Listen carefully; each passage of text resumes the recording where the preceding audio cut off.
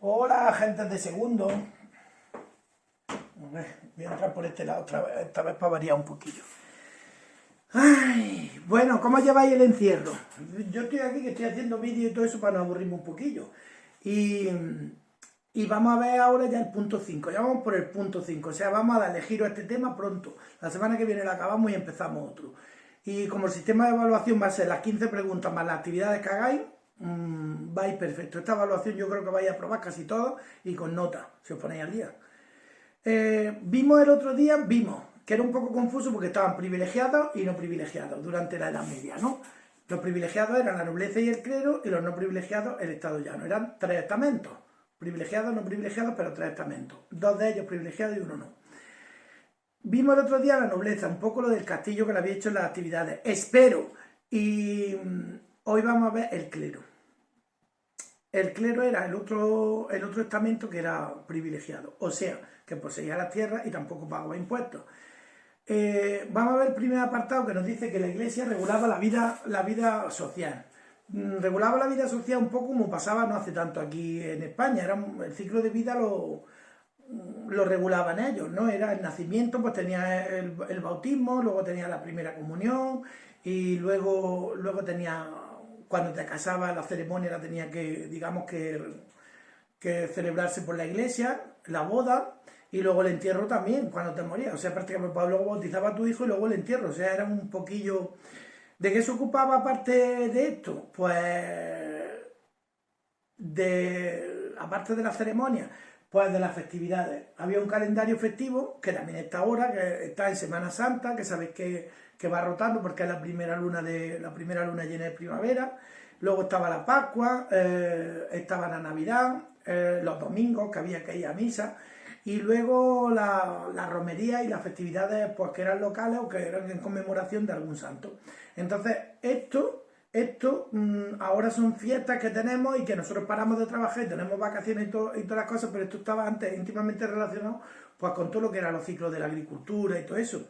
Cuando se hacía la vendimia había una fiesta, que ahora hay muchos sitios que es la fiesta de la vendimia, cuando se segaba también había otra, y iban coincidiendo esta serie de festividades, iban coincidiendo con lo que eran los ciclos naturales de la agricultura. ¿Cuáles eran las obligaciones que había con la iglesia? Pues había que pagar. Estaba el diezmo, que era la 10ª parte de la cosecha, y había también otros tributos que se pagaban, según donde estuviera y a cargo de qué señor. Había que rezar, había que ir a misa los domingos, y había que hacer la cuaresma. La cuaresma era 40 días antes de Semana Santa, justo después del carnaval. A ver, las festividades de la iglesia son las mismas que la Edad Media. Se hace el carnaval, la Semana Santa es la que rige el calendario. Antes de Semana Santa está la cuaresma y antes justo el carnaval, que es como una especie de disloque antes de la cuaresma. En la cuaresma no se podía comer carne, no se puede comer carne y hay que ayunar los viernes. Y también otra obligación era confesarse. No sé si os recuerda esto un poquillo a lo que vimos del Islam, que era un poquillo también el Ramadán, 40 días de purificación también, que además coinciden. No coinciden en el tiempo, sino que coinciden en los 40 días por la festividad, una festividad de origen hebreo del Antiguo Testamento. Ya la comentaremos en clase. Luego había otra obligación que era la caridad, que era uno de los 5 preceptos del Islam, y la peregrinación, si es posible, a los lugares santos, que también. Hay un testamento ahí que os puse que leyerais, pero más que nada lo que quería que vierais que la iglesia regulaba un poco lo que es la vida social de las personas, social, laboral, etcétera, etcétera. Regulaba un poquillo lo que era la vida. Luego era una institución muy rica e influyente. La iglesia era propietaria de tierras, monasterios, conventos, monumentos que les proporcionaban bastante riqueza. Además, tenían objetos de gran valor, como custodias, tronos, muchísimas obras de arte, el alto clero. De hecho, todavía hay palacios arzobispales, palacios obispales en muchas provincias que tienen un museo diocesano, muchas catedrales, hay muchas obras de arte. Y eran los mecenas, que eran los que encargaban obras de arte a los artistas, pues eran los reyes, los nobles. A ver, si tú no tenías ni para llegar a fin de mes, ¿cómo le ibas a encargar un cuadro al Greco? Pues, quien le encargaba obras de arte a los artistas de renombre pues era la iglesia, el rey y los nobles. Tenían señoríos que se cobraba el diezmo y se hacían donaciones, y cuando hablamos de monasterio y de convento no estamos hablando del edificio como ahora, estamos hablando un monasterio y un convento tenía lo que es el edificio, la iglesia, los patios, etcétera, etcétera, y luego un terreno de tierra para cultivar bastante grande, era como un señorío. Lo que pasa es que en vez de tener gente allí trabajando, eran los propios frailes, las propias monjas quien trabajaba aquello. Luego, por otro lado, sí que es verdad que en aquella época cumplían una gran labor porque no había seguridad social ni nada que se le pareciera. Si tú te dabas un tajo y te quedabas cojo, pues te tenías que poner a pedir en la puerta de la iglesia y vivir de la caridad. Entonces, ¿quién asistía a los pobres y a los enfermos y a los ancianos? Pues la iglesia, las monjas. Los cirujanos que había cobraban, o sea, se llamaban cirujanos en aquella época a los médicos. No es porque solo hicieran cirugía, sino porque se llamaban así, pero bueno, esto es lo de menos. Pero ellos cobraban. Entonces, ¿quién se ocupaba de asistir a los pobres? Pues las monjas.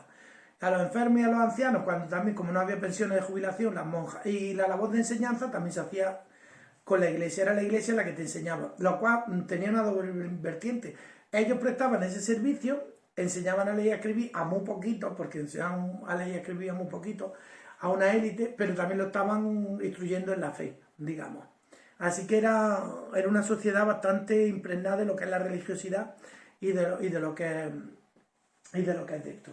Luego la iglesia vendía productos agrícolas de sus propias tierras, hacían miel, hacían vino, hacían dulces, hacían de todo.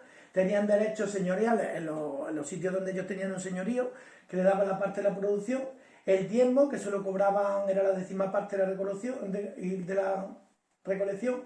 Y luego tenían donaciones de los fieles y en dinero o en tierra, y también tenían, por ejemplo, si había alguno que había muerto soltero o soltera y tenía tierra o tenía joyas o había donaciones, y también bulas, que era, si no podías cumplir o no querías cumplir, tenías un poquillo de ahorro y no querías cumplir alguna penitencia por lo que sea, pues tú pagabas la bula y podías comer en cuaresma, comer carne y ese tipo de cosas. Luego también tenían alquileres de casas dentro y fuera de los señoríos, en las poblaciones también, y lo cual quiere decir que era una institución bastante, como hemos dicho, rica e influyente. En la Edad Media, la iglesia, digamos, la fe, la iglesia, la religiosidad lo impregnaba todo. Lo impregnaba todo. Era un modo de vida bastante distinto al de ahora. Ahora, si pasa algo, estamos buscando una explicación científica, estamos buscando, pasa lo del coronavirus, pues no sé qué, pues surgió en China, pues vivimos en una cultura sobre todo económica y científica. Pero en aquella época todo, si pasaba algo, pues Dios lo habrá mandado, que había una plaga, pues que Dios quiere, porque no sé qué.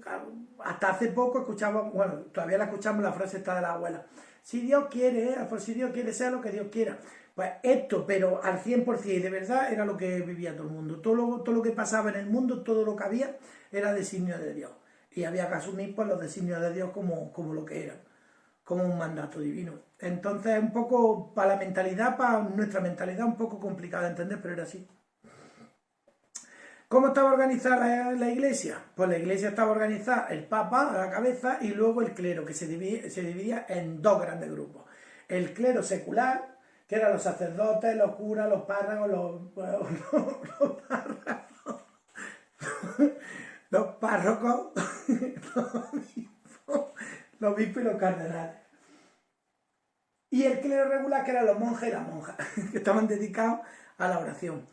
¿Veis la diferencia? Los monjes y las monjas ni daban misa, ni intervenían en ningún tipo de asunto, lo único que estaban entregados a trabajar en sus campos, sus tierras, y a rezar y trabajar, rezar y trabajar.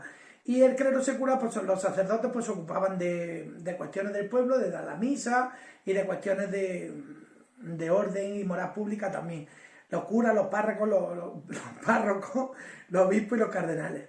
Y luego dentro del clero estaba el alto clero, que eran los cardenales, los obispos y los abades, que eran los que tenían grandes cargos y vivían como los nobles, vivían exactamente igual que los nobles, eran personas ricas e influyentes. De hecho, a cardenales y obispos llegaban solo los hijos de los ricos. Si había uno que se quedaba sin tierra, los metían, le daban una dote, porque además tenían que llevar dote, y lo metían a obispo o a cardenal. Y luego el bajo clero, pues que eran los sacerdotes, los monjes, los curas, las monjas. Era el bajo clero, que se cultivaban sus propios alimentos y ya está.